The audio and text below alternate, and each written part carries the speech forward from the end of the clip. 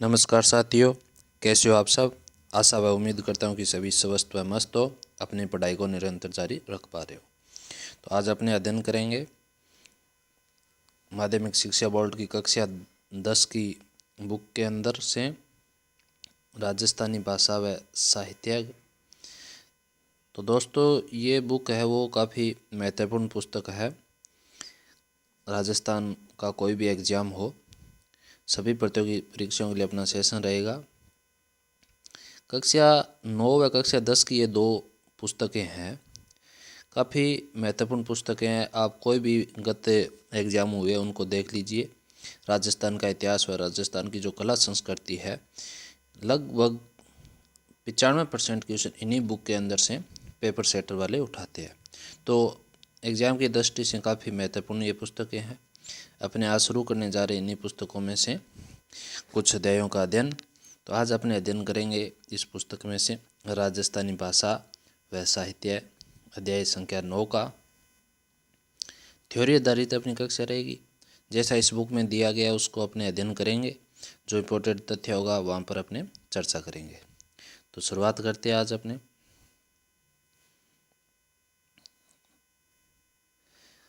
अध्याय संख्या 9। अध्याय संख्या 9 है वो है राजस्थानी भाषा व साहित्य का। राजस्थानी भाषा व साहित्य का, और हर एग्ज़ाम में इस टॉपिक से 1 या 2 क्वेश्चन आते हैं। तो अपने अध्ययन करेंगे। थोड़े जूम कर लेते हैं, आसानी रहे। देखिएगा दोस्तों, राजस्थानी भाषा और बोलियां। राजस्थानी भाषा से तात्पर्य है राजस्थान के लोगों की मातृभाषा, यानी जो अपने बोलचाल की भाषा है, जो अपने घरों में यूज करते हैं, जो मातृभाषा होती है, परिवार की भाषा होती है, वो क्या राजस्थानी अपनी भाषा है। राजस्थानी भाषा के इतिहास पर दृष्टि डालने से पता चलता है कि विक्रम संवत 835 या 913 ईस्वी में अद्योतन सूरी द्वारा लिखित कुवल्यमाला में वर्णित 18 देशी भाषाओं में मरु भाषा को भी सम्मिलित किया गया है। अब यहाँ से प्रश्न आया भी है पहले भी, ये बार बार ये पूछता है कि जो अद्योतन सूरी द्वारा लिखित कुवल्यमाला रचना है उसमें कितनी देशी भाषाओं का वर्णन है। एक तो प्रश्न ये निकलता है, तो अपने को बताना है इसमें कितने 18 देशी भाषाओं का वर्णन है, ये याद रखना है। उन भाषाओं में मरु भाषा को भी सम्मिलित किया गया है। ग्रंथ का नाम क्या है? कुवल्यमाला। किसके द्वारा लिखित है? अद्योतन सूरी द्वारा। कब लिखित है? 835 विक्रम संवत। यहाँ से क्वेश्चन आता है। आगे देखिएगा, जो पश्चिमी राजस्थान की भाषा थी, मरु भाषा थी, वो पश्चिमी राजस्थान की भाषा थी। राजस्थान की भाषा के लिए राजस्थानी शब्द का प्रयोग सर्वप्रथम, ये देखो सर्वप्रथम जॉर्ज अब्राहम ग्रेसन ने कब किया? 1912 में। कहाँ किया? लिंग्विस्टिक सर्वे ऑफ इंडिया, इनकी पुस्तक है, उसके अंदर इन्होंने राजस्थानी शब्द का सर्वप्रथम प्रयोग किया था। राजस्थानी शब्द का किसने? जॉर्ज अब्राहम ग्रेसन ने। कब? 1912 में। लिंग्विस्टिक सर्वे ऑफ इंडिया, ये आपको याद रखना है। जो इस प्रदेश में प्रचलित विभिन्न भाषाओं का सामूहिक नाम था। राजस्थान प्रदेश की भाषा के लिए यही नाम अब प्रचलित हो चुका है।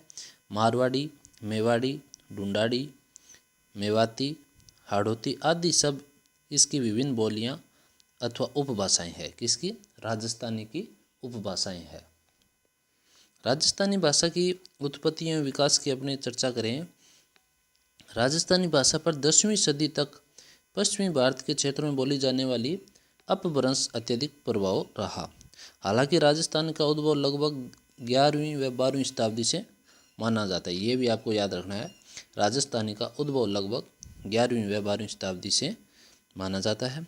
परंतु 16वीं सदी के बाद राजस्थानी भाषा का विकास एक स्वतंत्र भाषा के रूप में होने लगा। राजस्थानी भाषा के विकास क्रम में यह कहा जा सकता है कि समस्त भारतीय भाषाओं की जननी वैदिक संस्कृति या वैदिक संस्कृति रही है। ये भी अपने को याद रखना है, वैदिक संस्कृति रही है, जो अपनी भाषाई जटिलता के फलस्वरूप लौकिक संस्कृति में परिवर्तित हुई। लौकिक संस्कृति में जब दुरूहता आने लगी तो उसका स्थान पाली भाषा ने ले लिया, यानी संस्कृति से फिर पाली भाषा और पाली भी जब लोक से अलग होने लगी तो उसका स्थान प्राकृत भाषा ने लिया। पाली से प्राकृत भाषा निकली। जैसा कि माना जाता है कि भाषा कठिनता से सरलता की ओर अग्रसर होती है। प्राकृत भी जब कठिन लगने लगी तो अब भ्रंश भाषाओं का विकास हुआ, जो विभिन्न क्षेत्रों में विभिन्न रूपों में सामने आने लगी। राजस्थानी भाषा का विकास भी इन्हीं अपभ्रंश भाषाओं से हुआ। राजस्थानी भाषा के विकास के संबंध में 3 अपभ्रंश भाषाओं का उल्लेख किया जाता है। प्रत्येक विद्वान अपने मतानुसार अपभ्रंश का उल्लेख करता है, जिसमें शोर यानी अपभ्रंश, नागर अपभ्रंश और मरु गुजरी अपभ्रंश 3 अपभ्रंश भाषाएं थी। इन सब में मरु गुजरी अपभ्रंश का मत अधिक उचित लगता है। मरु गुजरी अपभ्रंश से मरु भाषा राजस्थानी तथा गुजरी अपभ्रंश भाषा का विकास हुआ है। यह भौगोलिक विभाजन दृष्टि से भी समीचीन प्रतीत होता है। भाषा की व्याकरणिक विशेषताएं देखें तो यह ज्ञात होता है कि राजस्थानी और गुजराती में अनेक समानताएं हैं, यानी दोनों में समानताएं पाई जाती हैं। क्षेत्र की बोलियां, क्षेत्रीय बोलियां। डॉक्टर गिरियसन ने राजस्थानी बोलियों को कितने 5 प्रमुख भागों में, पूछ लिया जाता है कई बार, 5 प्रमुख भागों में बांटा है, किंतु मुख्य रूप से राजस्थानी को कितने 2 प्रमुख भागों में। एक तो है पश्चिमी राजस्थानी। पश्चिमी राजस्थानी के अंदर मारवाड़ी, मेवाड़ी, बागड़ी, शेखावाटी। कौन कौन सी भाषा? मारवाड़ी, मेवाड़ी, बागड़ी, शेखावाटी भाषा इन्होंने रखी है।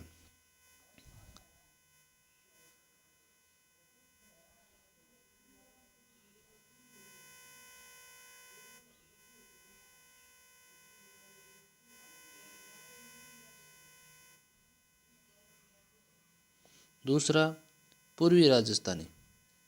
पूर्वी राजस्थानी के अंदर ढूंढाड़ी, हाड़ौती, मेवाती, अहिरवाटी, यानी पूर्वी राजस्थानी के अंदर कौन कौन सी?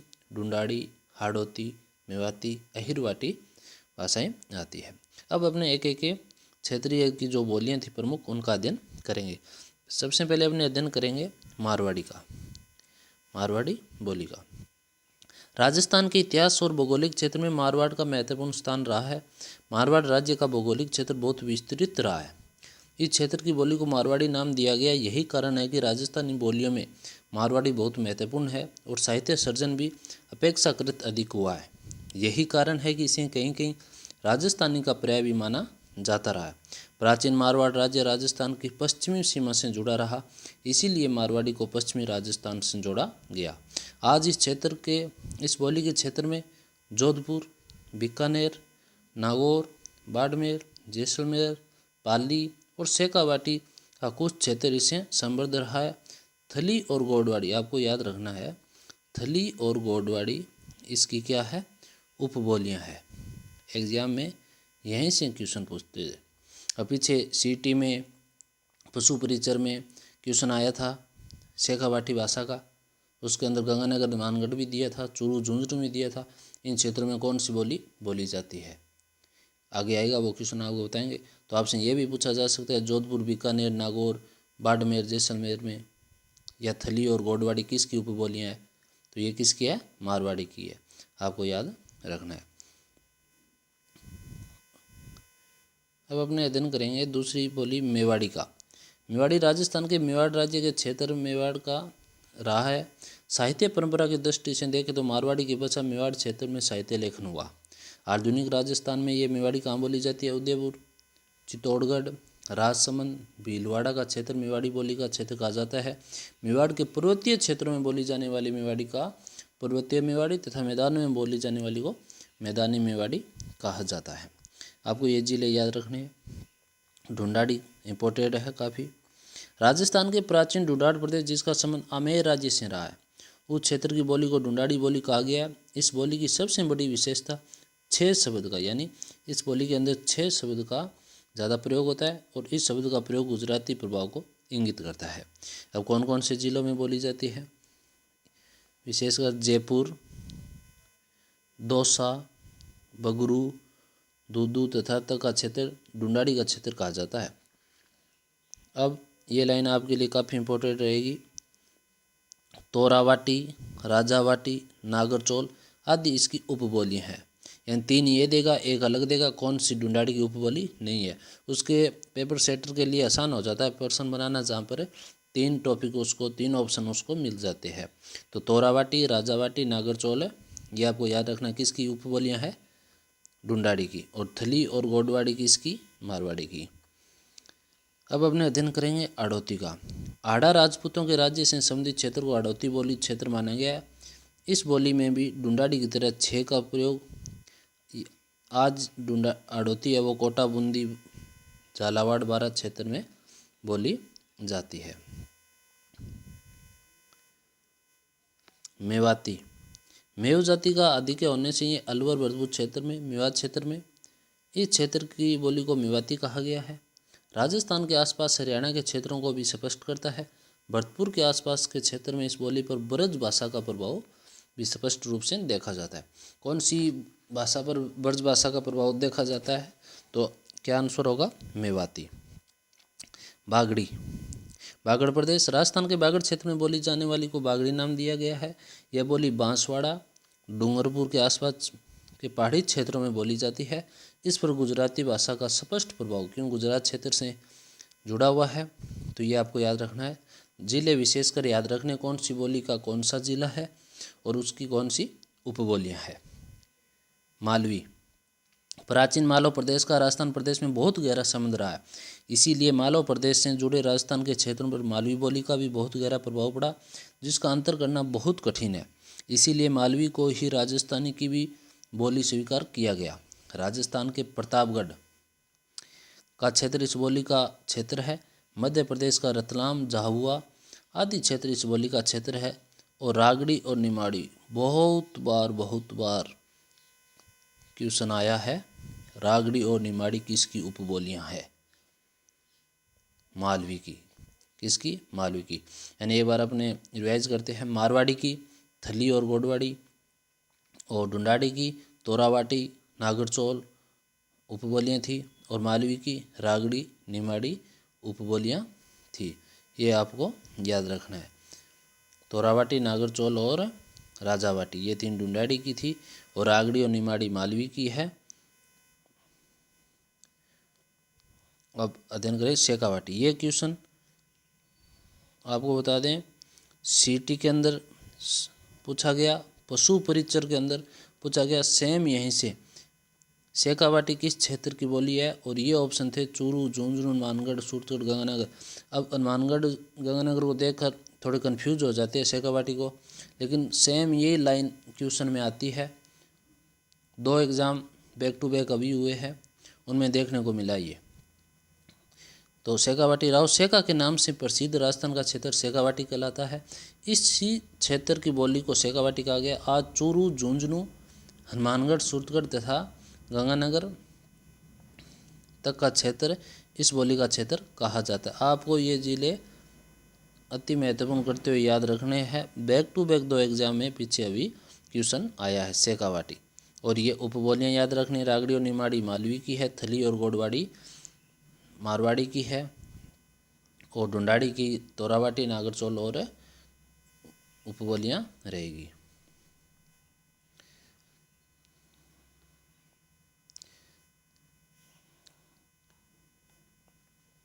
अब अपने अध्ययन करेंगे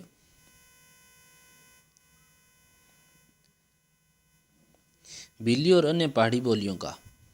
राजस्थान में आदिवासी जनजाति का बहुत बड़ा जनसमूह आज भी पहाड़ी क्षेत्र में रहता है। कबीला संस्कृति के लिए इस प्रकार की जनजातियों में भील है, मीणा है, गरासिया आदि प्रमुख है। इनमें भीलों का क्षेत्र व्यापक है, अतः इनकी बोलियों में भीली बोली प्रमुख रही है। इनके साथ साथ अन्य जनजातियों की बोलियों को भी पहाड़ी बोलियों के अंतर्गत स्वीकार किया गया। लेकिन जिन जिन क्षेत्रों में ये जातियाँ निवास करती हैं उन क्षेत्रों की बोलियों को भी इस पर गहरा प्रभाव पड़ा है। इस प्रकार यह कहा जा सकता है कि भाषा का निर्माण उपभाषाओं यानी बोलियों द्वारा ही होता है। इस रूप से यह निश्चित है कि राजस्थानी बोलियों से राजस्थानी भाषा का विकास हुआ है। अब राजस्थानी साहित्य का अध्ययन करते हैं। राजस्थानी साहित्य का इतिहास एवं परंपरा। राजस्थानी साहित्य का प्रारंभिक साहित्य में अभिलेखीय सामग्री के रूप में मिलता है, जिसमें शिलालेख, शिलाओं पर लिखे लेख, अभिलेख, छीकों पर लिखे मुहरों में जो साहित्य उत्कीर्ण है उस साहित्य को अभिलेख साहित्य कहा जाता है। यद्यपि यह सामग्री अल्पत्य मात्रा में है यानी बहुत कम है, लेकिन जितनी भी सामग्री उपलब्ध होती है उसका साहित्य एवं ऐतिहासिक महत्व होता है। राजस्थानी साहित्य में लिखित साहित्य वाणी निष्ठा की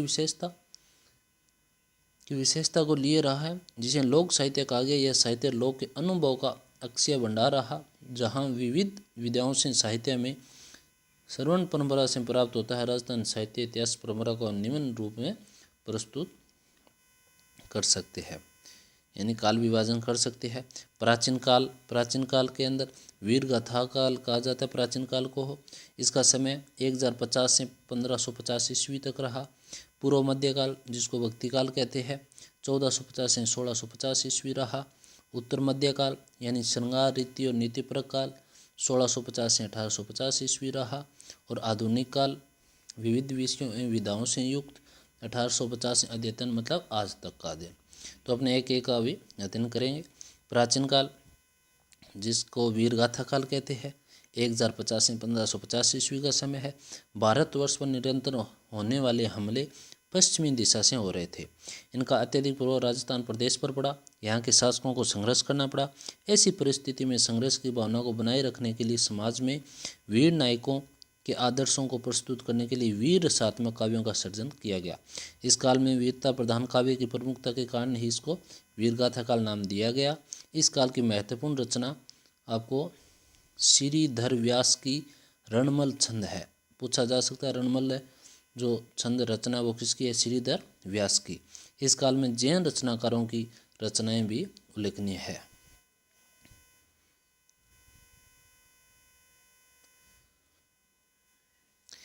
दूसरा पूर्व मध्यकाल कह दो, भक्ति काल कह दो, 1450 से 1650 ईस्वी। राजस्थान के इतिहास में संघर्ष का लंबा इतिहास रहा। युद्धों ने धर्म और संस्कृति व्यापक रूप से प्रभावित किया। संघर्षों के आधार के रूप में साम्राज्य विस्तार के साथ साथ धर्म के प्रचार प्रसार की प्रवृत्ति भी दिखाई देती है। ऐसी परिस्थितियों से संघर्ष में मुक्त होने, समस्त प्रकार के विभेदों को मिटाने के लिए जन सामान्य भक्ति की ओर प्रवृत्त होने लगा। ऐसे समय में कई संतों और भक्तों ने जन सामान्य को सही राह दिखाई तथा अपनी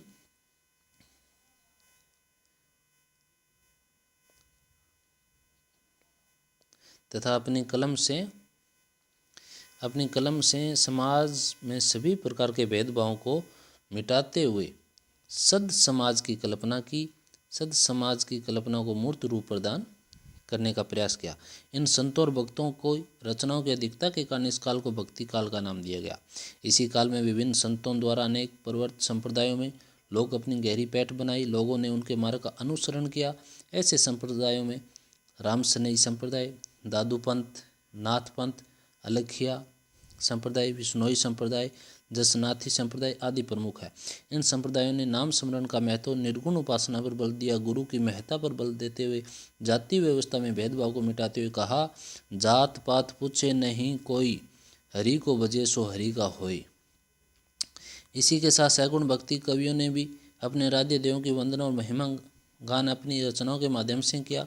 इस प्रकार की रचनाओं में भक्त शिरोमणि मीराबाई के पद है, पृथ्वीराज राठौड़ की वेली किशन रुक्मणी रचना है, माधवदास ददवाड़िया की राम रासो ईश्वरदास है, हरिरस और दयानजी सैनजी झूला की नागदमन इस क्रम की रचनाएं हैं। आपको ये रचनाएं और उनके लेखक है रचनाकारों को याद रखना है। तीसरा जो उत्तर मध्यकाल था, श्रृंगार रीति नीतिपरक इसमें थे। 1650 से 1850 ईस्वी का समय था। राजस्थानी साहित्य के उत्तर मध्यकाल का साहित्य विविध विषयों से युक्त रहा। इस काल में राजनीतिक दृष्टि से अपेक्षाकृत शांति का काल रहा। शासकों ने अपने राज्य में कलाकार साहित्यकारों को संरक्षण प्रदान किया, जिन्होंने साहित्य कला के विविध आयाम स्थापित किए। इस काल में श्रृंगार रीति काव्य रचना की गई। लोक प्रसिद्ध प्रेम ख्यालों को विभिन्न ग्रंथों में प्रस्तुत किया गया। काव्य शास्त्र से संबंधित रचनाओं में कवि मंछाराम ने रघुनाथ रूपक प्रस्तुत किया। संबोधन परक नीतिपरक काव्यों में राज्य रासोटा, चक्रियाँ रासोटा, बैरियाँ रासोटा, मोतियाँ रासोटा आदि रचनाएं प्रमुख थी। और अंतिम और चौथा जो आधुनिक काल, विविध विषयों में विधाओं से युक्त 1850 से लेकर अब तक भारतीय स्वतंत्रता संग्राम के पहले पश्चात समाज में नवीन चेतना का संचार हुआ, जिसका व्यापक असर समाज के सभी वर्गों पर पड़ा। साहित्य भी इसे अछूता नहीं रहा। साहित्य में आधुनिक चेतना का संचार हुआ, जिसे साहित्य और आधुनिक काल का नाम दिया गया। राजस्थानी साहित्य में चेतना का शंखनाद मारवाड़ के कवि राजा बांकीदास, बूंदी के सूर्यमल मिश्र ने किया, जिनके क्रांतिकारी विचारों से समाज में चेतना जागृत हुई और इस चेतना को आगे की पीढ़ी के साहित्यकारों ने जगाए रखा, जिसका सुखद परिणाम हमारे देश की स्वतंत्रता प्राप्ति के रूप में प्राप्त हुआ।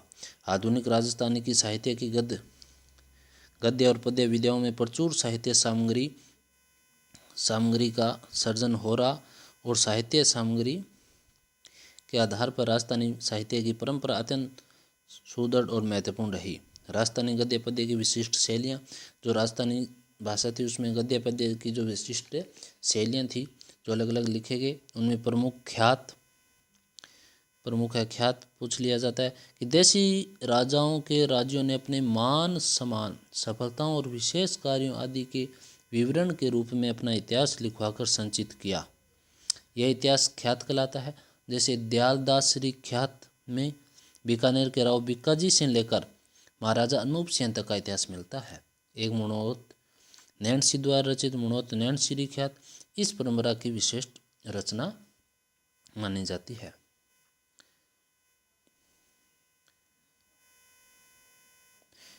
ख्यात के बाद के इसी के अंदर आता है वचनिका। वचनिका के अंदर क्या होता है? संस्कृत के वचन शब्द से बना वचनिका शब्द एक काव्य विद्या के रूप में साहित्य में प्रचलित हुआ।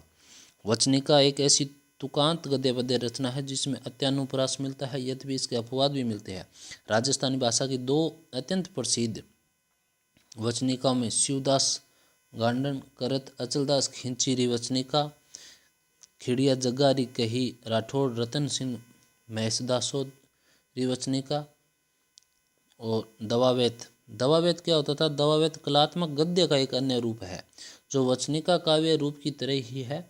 वचनिका राजस्थानी में लिखी होती थी, परंतु दवावेत उर्दू और फारसी के शब्दों से युक्त होता है।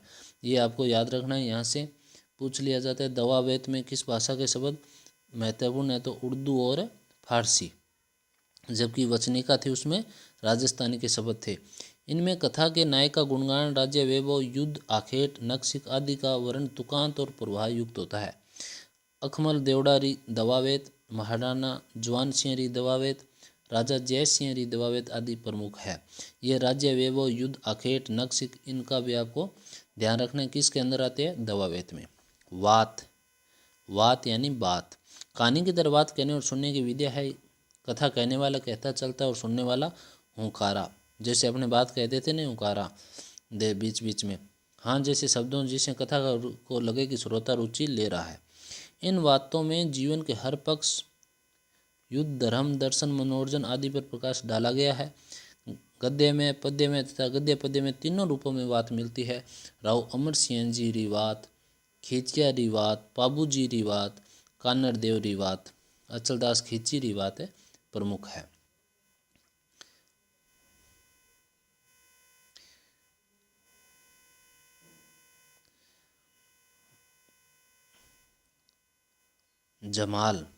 जमाल राजस्थानी काव्य का मात्रिक छंद है। ये एक जमाल क्या राजस्थानी भाषा का क्या है? मात्रिक छंद है। इसमें पूरा दोहा फिर पांचवें चरण में दोहे के अंतिम चरण को दोहराया जाता है। राव इंद्र सिंह री जमाल। झूलना राजस्थानी काव्य का ये भी मात्रिक छंद है। इसमें 24 अक्षर के वर्णिक छंद के अंत में यगण होता है। अमर सिंह राठौड़ रा झूलना, राव गज सिंह रा झूलना, राव सुल्तान देवड़ा रा झूलना प्रमुख है।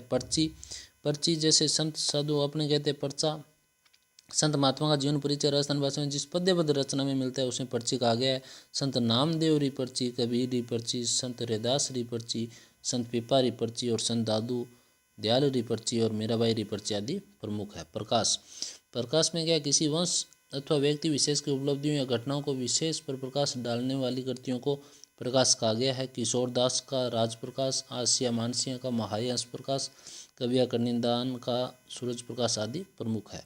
मरस्या, इसमें क्या होता है? राजा या किसी व्यक्ति विशेष की मृत्यु के बाद शोक व्यक्त करने के लिए मरस्या काव्यों की रचना की गई। इसमें व्यक्ति के चारित्रिक गुणों के अतिरिक्त अन्य महान कार्यों का भी वर्णन किया जाता है। रानी जगपत रा मरस्या, मेवाड़ महाराणा जगत सिंह की मृत्यु पर शोक प्रकट करने के लिए लिखा गया।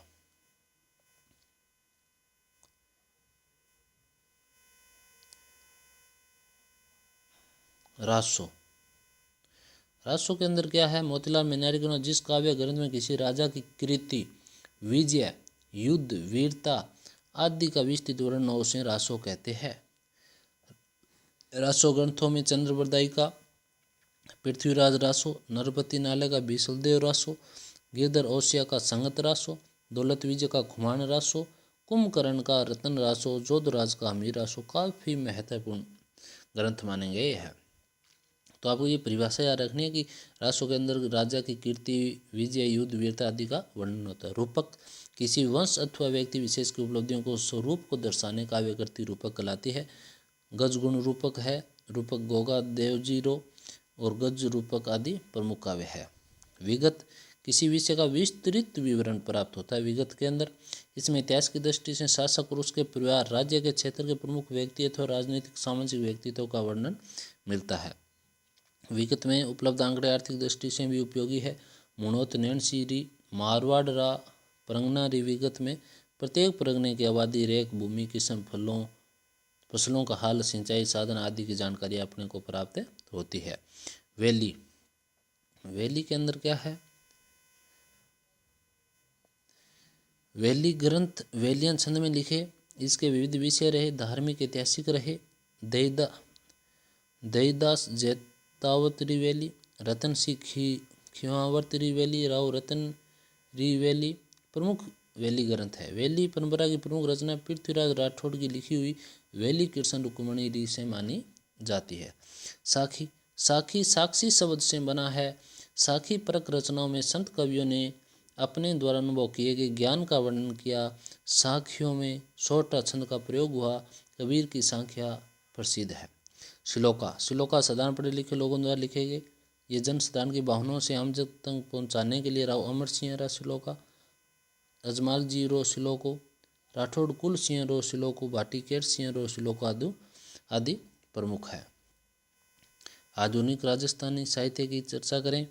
मारवाड़ के कवि राजा बांकीदास तथा बूंदी के सूर्यमल मिश्र ने राजस्थानी जनमानस में जिस राष्ट्रीय चेतना का बीज बोया था, वही आगे चलकर आधुनिक काल के नए कवियों की कविताओं में प्रकट हुआ। इन्हीं के साथ हिंगलादान कविया, शंकर दान सामोर का नाम भी प्रमुख से लिया जाता है। आधुनिकता का संबंध केवल हाल से नहीं अपितु विचार, सोच, जीवन को देखने समझने की वैज्ञानिक दृष्टि, यथापरक दृष्टिकोण आधुनिकता विशेष है। कवि उमरदान की कवियों में संवत 1956 के काल से दुखी जनता का मार्मिक चित्रण किया गया। यहाँ से प्रश्न निकल सकता है, 1956 के काल से दुखी जनता का मार्मिक चित्रण किसके द्वारा किया गया? कवि उमरदान की कविताओं में। साथ ही पाखंडी साधुओं को बेनकाब किया गया। रामनाथ कविया ने द्रौपदी विनय से नारी चेतना को जागृत किया।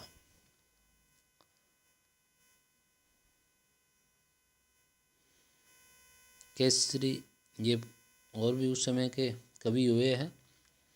केसरी सिंह बारठ, विजय सिंह पथिक, जयनारायण व्यास, हीरालाल शास्त्री, गोकुलाल भाई भट्ट, माणिक्यलाल वर्मा, जन कवि गणेशीलाल व्यास राजस्थान ऐसे कवि जिन्होंने आज़ादी की लड़ाई में भाग लेने के साथ इस लड़ाई के लिए अपनी कलम को भी हथियार बनाया था। इसमें गणेशीलाल व्यास ऐसे कवि जिन्होंने खुद आज़ादी की लड़ाई में भाग लिया और आज़ादी के बाद अपने मुहब्बों को भी कविताओं में प्रखर रूप से प्रकट किया। रेवतदान चारण की रचनाएं सामंती शोषण के प्रति आमजन को जगाने का काम करती है। राजस्थान के नए कवियों ने जन जन तक अपनी आवाज़ पहुँचाने के लिए कवि सम्मेलनों के माध्यम बनाया। एक समय था जब राजस्थानी कवि मेघराज मुकुल की सेनानी कवि सम्मेलनों की सर्वाधिक लोकप्रिय कविता में मानी जाती थी। सत्यप्रकाश जोशी अपने मौलिक गैर पारंपरिक सोच के साथ अलग स्थान रखते थे। 1960 ईस्वी में प्रकाशित उनकी काव्यकृति राधा, काव्यकृति का नाम है राधा, किसकी?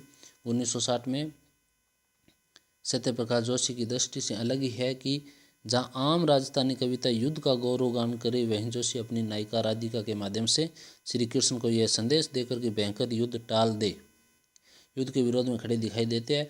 इसी प्रकार कन्हैयालाल सेठिया, जिनके गीत धरती दोहरारी को राजस्थान का आदर्श गीत भी कहा जा सकता है, कि रचनाएं गहरी नींद में सोई हुई आत्माओं को जगा दे, ऐसी क्षमता रखती है। मिंजर और लेंटास, ये भी कन्हैयालाल सेठी का आपको याद रखना है, कई बार पूछा भी गया है। 7वें दशक के मध्य तक राजस्थानी आधुनिक कविता का पहला दौर चला। राजस्थानी भाषा में मरुवाणी, जलम भौम जानकारी, ओळमो, लाडेसर, रावल, राजस्थानी इसललाट, राजस्थानी एक हेलो, दीठ, चामल, अरपत जैसी अनेक साहित्य पत्रिकाएं प्रकाशित हो रही थी। इनके माध्यम से बहुत सारे नए कवि सामने आ रहे थे। यही वह समय है जब पारस अरोड़ा की जुड़ाव, गोवर्धन सिंह शेखावत की गाँव, तेज सिंह जोधा की कठेई की वहंगो है, मणि मधुकर की रिपोर्टेड रहेगा, सोजती गेट, पग फेरो, हरीश बदाणी की बोलो सरनाटो, बाथा में भूगोल, चंद्रप्रकाश देवल की पागी कावड़, मारंग, अर्जुन देव चारण की रिहंदी, मालचंद तिवारी की उत्तरियो आबा आदि रचनाएं राजस्थानी साहित्य को नई ऊंचाइयां प्रदान की गई। शिवचंद्र भरतिया को राजस्थानी का प्रथम आधुनिक गद्यकार कहा जा सकता है। रानी लक्ष्मी कुमारी चुड़ावत ने राजस्थान के अतीत को संजीव करने वाली ऐतिहासिक सांस्कृतिक गरिमापूर्ण कहानियां लिखी। मांझल की रात ये लक्ष्मी कुमारी चुड़ावत की है, इंपॉर्टेंट याद करना। अमोलक बातां, मुमल, ये मुमल है किसकी है, लक्ष्मी कुमारी चुड़ावत की रचना। गिर ऊंचा ऊंचा गढ़ा, केर चकुआ बात आदि इनकी प्रमुख रचनाएं है। यहाँ से भी क्वेश्चन आता है विजयदान देथा, काफ़ी महत्वपूर्ण कवि। अपनी बातां फुलवाड़ी के 13 खंड, कई जगह 14 खंड भी आते हैं। श्रृंखला से राजस्थान की यथतंत्र बिखरी लोकताओं का ऐसा अनूठा संकलन खूब प्रसिद्धि मिली। विजयदान देथा के कुछ प्रमुख राजस्थानी हिंदी कहानी संग्रह दुविधा, जिस पर फिल्में भी बन चुकी है पहली नाम से, उलझन, अलेखू हिटलर, सपन पिरिया, अंतराल आदि। दुविधा नामक विजयदान देथा की कृति पर पहली नामक फिल्म का निर्माण भी हो चुका है। इनकी कृति चौधरायन की चतुराई को भी बेहद पसंद किया गया। यादवेंद्र शर्मा चंद्र की कहानियाँ, उनके संग्रह जमारो, समंद अर्थार संग्रहित है। उनके कुछ उपन्यास हैं हूँ गोरी किन प्यूरी, जोग संजोग, चांदा सेठानी। इसी प्रकार नथमल जोशी की कहानियाँ, पन्योड़ी कुमारी, उपन्यास आबा पटकी, दोहरान रो दोहरी, एक बीननी दो बीन भी बहुत प्रसिद्ध है। प्रमुख कहानीकारों में डॉक्टर नरसिंह राजपुरोहित, अन्नाराम सुदामा, रामेश्वर दयाल श्रीमाली, डॉक्टर मनोहर शर्मा, सुवाईदान आदि प्रमुख है। साहित्यिक पत्रकारिताएं, राजस्थान की साहित्यिक पत्रकारिता का वैभव इतिहास रहा है। इन साहित्यिक लघु व अनियंत्रित पत्रिकाओं का राजस्थान के लेखन को ही गति प्रदान करने के साथ हिंदी प्रदेशों के साहित्यकारों में भी एक मंच प्रदान किया गया। बीकानेर की वातायन जो पत्रिका थी हरीश बदानी की, अजमेर की लहर प्रकाश जैन की, भरतपुर की और विजेंद्र काकरोली से संबोधन कंवर, मेवाड़ी और अलवर की कविता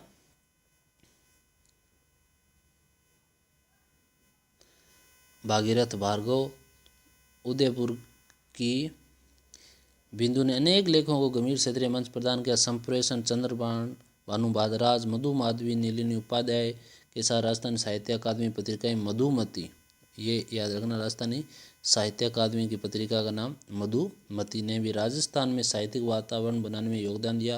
राजस्थानी भाषा की पत्रिकाओं राजस्थानी भाषा साहित्य संस्कृति अकादमी बीकानेर की जागती जोत और राजस्थान साहित्य की जो मधुमती है उदयपुर।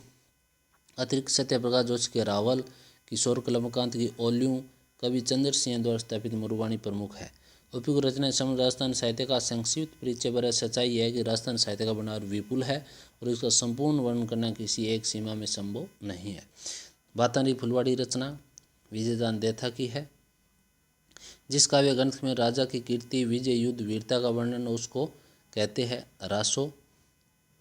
और ये कुछ क्वेश्चन और आप अध्ययन कर लेना इनका, तो काफ़ी महत्वपूर्ण ये अध्याय है और हर एग्ज़ाम में इसमें से 1-2 क्वेश्चन ज़रूर आते हैं।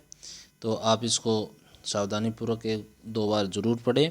और कैसा रहा आज का सेशन? अगर सेशन अच्छा लगा हो तो वीडियो को लाइक व कमेंट करें, चैनल को सब्सक्राइब करें।